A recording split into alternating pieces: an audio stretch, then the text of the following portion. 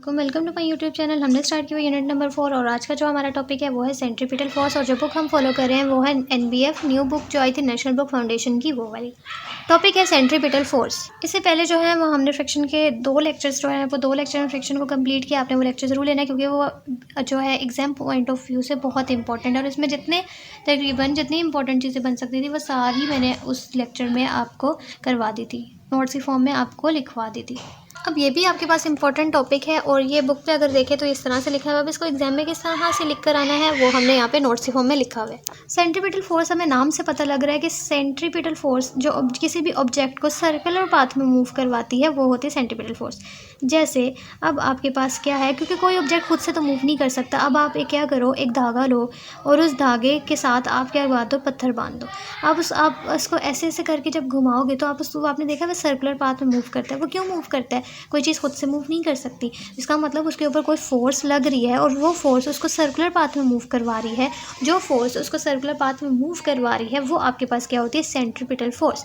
तो ये आपके पास बेसिकली इस तरह से फोर्स लग रही है कि डाउनवर्ड लग रही होती है, इस तरफ लग रही होती है और इस फोर्स की वजह से आपका स्टोन जो होता है मूव कर रहा होता है। तो इनवर्ड फोर्स, अंदर की तरफ फोर्स लगती है, दैट कीप्स एन ऑब्जेक्ट, जो ऑब्जेक्ट को मूव करवाती है सर्कुलर पाथ में। अब डायरेक्शन क्या होती है इसकी, आप देखो सर्कल के सेंटर की तरफ लग रही है, act towards the centre of the circle और perpendicular to the object. Motion क्या है आपके ऑब्जेक्ट की, ये और ये आपके पास फोर्स है। दरमियान में एंगल क्या बन रहा है, 90। तो ये आपके पास मोशन के क्या होती है, परपेंडिकुलर होती है। ये इंपॉर्टेंट है फॉर ऑब्जेक्टिव के लिए।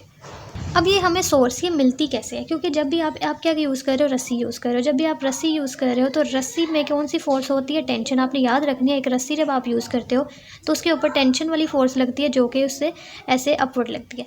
तो इस टेंशन की वजह से बेसिकली आपके पास क्या आती है, ये सेंट्रीपिटल फोर्स आ जाती है। और ये भी है कि जब आप एक स्टोन को मूव करवा रहे हो तो ग्रेविटी भी तो लग रही है डाउनवर्ड, तो ग्रेविटी की वजह से भी आपके पास या फिर फ्रिक्शन जो इसको मूव करवाएगी, इन तीनों की वजह से बेसिकली ये सेंट्रीपिटल फोर्स बनती है। तो ये इसके सोर्सेज हैं, ये भी इंपॉर्टेंट है। अब हमने इसका देखना है कि इसका फॉर्मूला क्या होता है। अब आपने क्या कर लिया, वही एक ये स्टोन है और उस स्टोन को भी, अच्छा ये अभी स्टोन नहीं है, एक एग्जांपल सिर्फ स्टोन वाली नहीं, एक और भी एग्जांपल है। और वो आपके पास क्या है कि आपके पास अर्थ है और अर्थ के गिर्द आपको पता है आपके प्लैनेट्स जो होते हैं, सैटेलाइट्स वगैरह को मूव कर रहे होते हैं। तो आपके पास फॉर एग्जाम्पल कोई भी सैटेलाइट है, उसका कोई ना कोई मैस होगा, मैस वो अर्थ के गिर्द क्या करता रहता है, ऐसे सर्कुलर पाथ में मूव करता रहता है।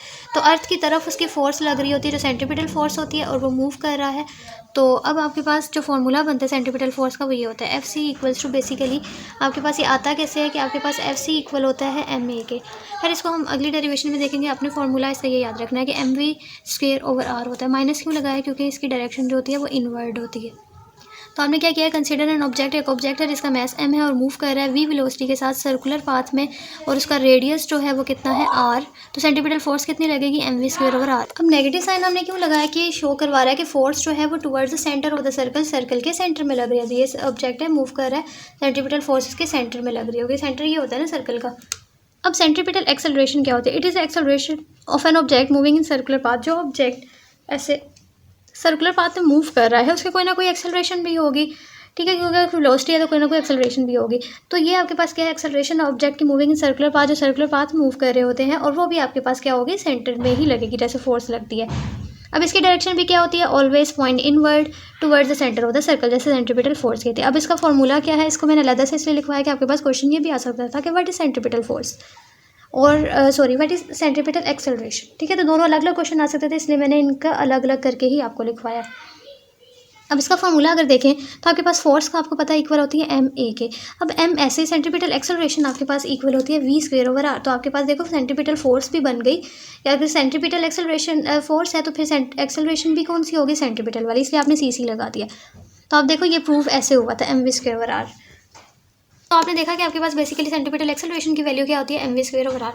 इंपॉर्टेंस क्या है इसकी, it keeps the object in circular motion, और इसकी वजह से ही ये सर्कुलर मोशन में जो चीज़ें हैं वो मूव कर सकती हैं, अगर ये ना हो तो मूव नहीं कर सकती। अब इसकी एग्जांपल क्या है कि सैटेलाइट ऑर्बिटिंग अर्थ, जितने भी सैटेलाइट्स हैं वो अर्थ के गिर्द ऑर्बिट कर रहे हैं, तो gravity act as a centripetal force, gravity centripetal force के तौर पर काम करती है, that keeps the satellites in orbit, जिसकी वजह से जो सैटेलाइट्स हैं वो अर्थ के गिर्द ऑर्बिट कर सकते हैं। तो किसकी वजह से, ग्रेविटी सेंट्रीपिटल फोर्स की एक्ट करती है। देखो आपके पास ये आपके पास यहाँ पे बना भी हुआ है, आपके पास ये चीज़ क्या होती है, ये अर्थ है और इसके गिर्द ये क्या कर रहे हैं, सैटेलाइट मूव कर रहे हैं। तो ग्रेविटी भी तो लगेगी ना जो इसको खींच रही होगी, तो ग्रेविटी की वजह से वो फोर्स जो सेंट्रीपिटल फोर्स है बेसिकली ग्रेविटी की वजह से आई है।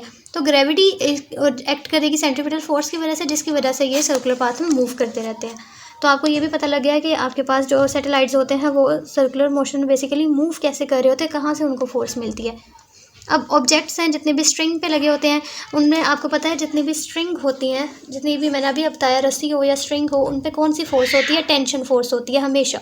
तो टेंशन फोर्स आपके पास बेसिकली जो होगी वो सेंट्रीपिटल के फोर्स पे की तरह काम करेगी और वो आपके ऑब्जेक्ट को ऐसे सर्कुलर पाथ में मूव करवाती है। जैसे आप धागे के साथ क्या बांध दो, स्टोन बांध दो, तो वो सर्कुलर पाथ में क्यों मूव करते हैं, क्योंकि धागे के पास क्या होती है, टेंशन होती है और वो उसको सेंट्रीपिटल फोर्स प्रोवाइड करती है। तो when a ball is swung in a circle, जब आपके पास बॉल सर्कल में मूव कर रही है, तो the tension in the string provide, तो टेंशन जो है स्ट्रिंग के अंदर वो बेसिकली आपको सेंट्रीपिटल फोर्स दे रही है, needed to keep the ball moving in circular path. अब दोबारा से प्लेनेटरी वाला आ गया कि gravitational force between planet and the sun, जितनी भी ग्रेविटेशनल फोर्स होती है प्लैनेट और सन के दरमियान, वो बेसिकली एक्ट करती है सेंट्रीपिटल फोर्स, जिसकी वजह से प्लैनेट्स जो होते हैं वो ऑर्बिट करते रहते हैं अराउंड समथिंग।